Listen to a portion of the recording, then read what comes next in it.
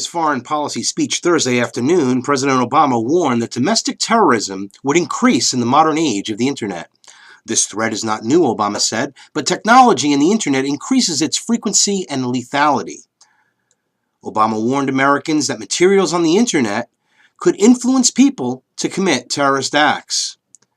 Today, a person can consume hateful propaganda, commit themselves to a violent agenda, and learn how to kill without leaving their home, he said. To the criticism about drone strikes, both here at home and abroad, understandably centers on reports of civilian casualties. There's a wide gap between U.S. assessments of such casualties and non-governmental reports. Nevertheless, it is a hard fact that U.S. strikes have resulted in civilian casualties, a risk that exists in every war. The problem is, Barry, that this is not a war. There is no war. We are not at war with Iraq any longer, and we are not at war with Afghanistan. True, the Congress gave authorization for military combat, but they were lied to about the weapons of mass destruction. And the war on terror, they want to make it a global war that you can't define an enemy. They say Al-Qaeda, they say the Taliban. They'll come up with a new one when those get dry. There is no war. Period. The war on terror is a fraud. We create the angry, hateful response of the Muslim people that are oppressed. And they strike back. And I swear, as God is my witness, I will continue to reveal the truth. And I know by just simply doing this, I will be called a terrorist. One day, I will be called a terrorist. After all, I'm co-founder of We Are Change Connecticut. Chris Matthews said we're a hate group. Do you think what I do is hateful? I sure don't. Do you think what our government has done to the people and taken the wealth and stolen and in the back pocket of all the bankers, stolen all the wealth of the American people? How many people have lost their homes? Millions of people? 20 million people lost their homes? That they focus on that were uninsured now have coverage because it's forced by the government? But 70 million people are on the government dime. 27 million people are on welfare. Food stamps. A total of 70 million Americans are on some form of public assistance. And then you put in Obamacare? A tax that'll make businesses shed their employees so they don't have to pay the tax and they don't have to, and because they can't afford to give them insurance. It's an insidious plot to destroy our nation. Research Norman Dodd. In fact, Mr. Dodd, here let's he begin is. this interview by a brief statement telling us who you are, what your background is, and your qualifications to speak on this subject. Well, Mr. Griffin, as for who I am just, as the name implies, an individual born in New Jersey and educated in private schools, eventually in a school called Andover, Massachusetts, and then Yale University. And running through my whole period of being brought up and growing up, I have been an indefatigable reader, and I have had one major interest, and that was this country, as I was led to believe it was originally founded. And I entered the world of business knowing absolutely nothing about how that world operated, and realized that the only way to find out what that world was consisted of would be to become part of it. Norm, you go find out. And I really was fool enough to accept that assignment, because it meant that you were going out to search for something and nobody could tell you what you were looking for. But I felt so strongly on the subject that I consented to. I was relieved of all normal duties inside the bank. And 2.5 years later, I felt that it was possible to report back to those who had given me this assignment. And so I rendered such a report. And as a result of the report I rendered, I was told the following: Norm, what you're saying is we should return to sound banking. And I said, yes, in essence, that's exactly what I'm saying. Whereupon I got my first shock, which was a statement from them to this effect: we will never see sound banking in the United States again. And they cited chapter and verse to support that statement. And what they cited was as follows: since the end of World War I, we have been responsible for what they call the institutionalizing of conflicting interests. And they are so prevalent inside this country that they can never be resolved. This came to me as an extraordinary shock, because the men who made the statement were men who were deemed as the most prominent bankers in the country. The bank of which I was a part was spoken of as a Morgan bank. And coming from men of that caliber, a statement of that kind made a tremendous impression on me. And the type of impression that it made on me was, I wondered if I, as an individual and it's what they call a junior officer of the bank, could, with the same enthusiasm, foster the progress and the policies of the bank. I spent about a year trying to think this out, and came to the conclusion that I would have to resign. I did resign, and as a consequence of that, had this experience. When my letter of resignation reached the desk of the president of the bank, he sent for me. And I came to visit with him, and he stated to me, Norm, I have your letter, but I don't believe you understand what's happened in the last 10 days. And I said, no, Mr. Cochran, I have no idea what's happened. Well, he said, the directors have never been able to get your report to them out of their mind. And as a result, they have decided that you, as an individual, must begin at once, and you must reorganize this bank in keeping with your own ideas. And he then said, now, can I tear up your letter?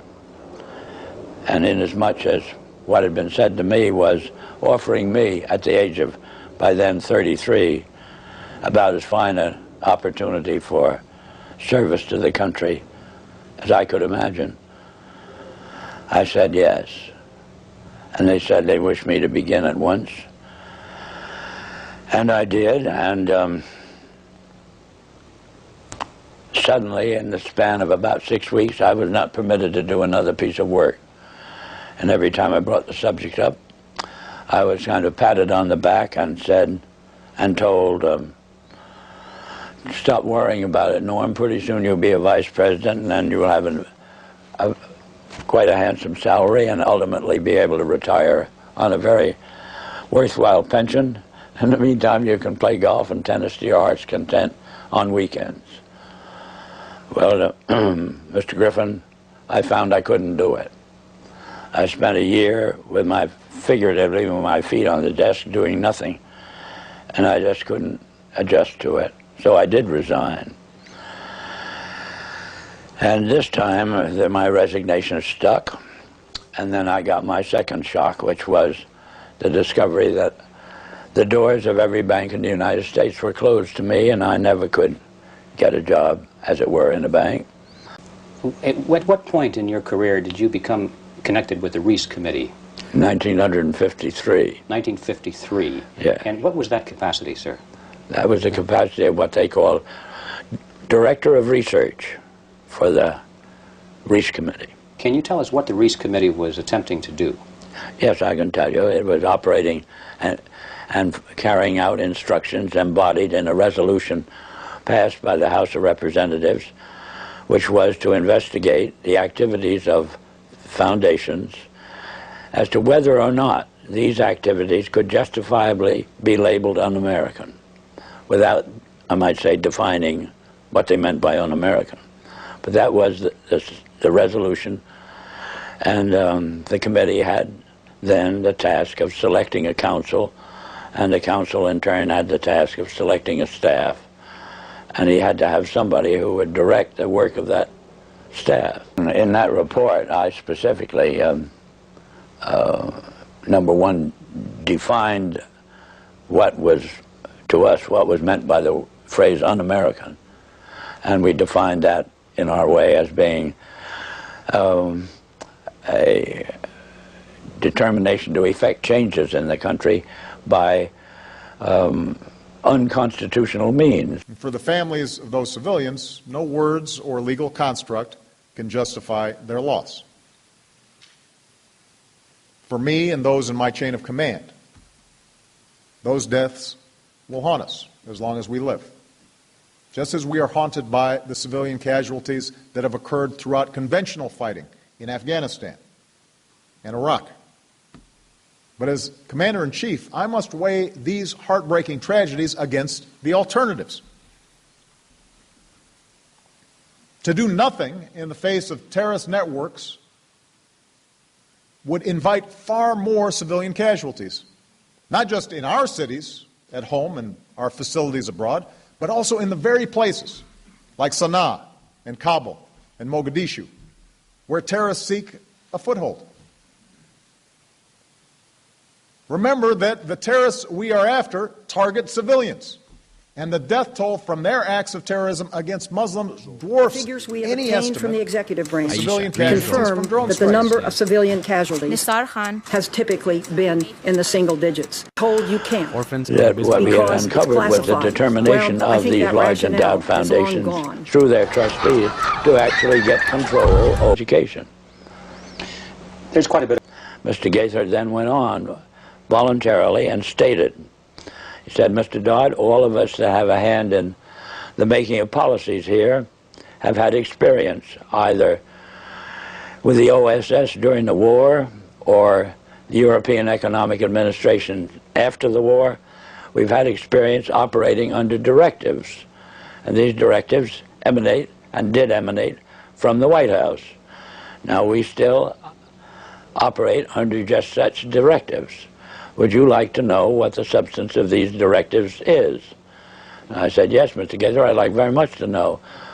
Whereupon he made this statement to me, namely, Mr. Dodd, we are here operate on in response to similar directives, the substance of which is that we shall use our grant-making power so to alter life in the United States that it can be comfortably merged with the Soviet Union. Well, parenthetically, Mr. Griffin, I nearly fell off the chair. Of course it didn't, but my response to Mr. Gaither then was, well, Mr. Gaither, I can now answer your first question.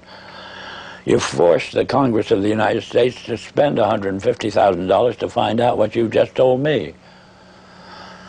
So why don't you I said, of course, legally you're entitled to make grants for this purpose, but I don't think you're entitled to withhold that information from the people of the country to whom you're indebted for your tax exemption.